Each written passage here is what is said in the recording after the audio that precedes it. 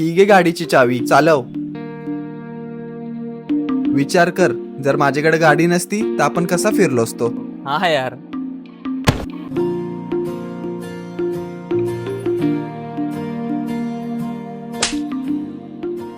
माझ्या गाडीला काय झालं असतं ना, तुला सोडला नसता. सॉरी भाई, मी मागं बघितलंच नाही.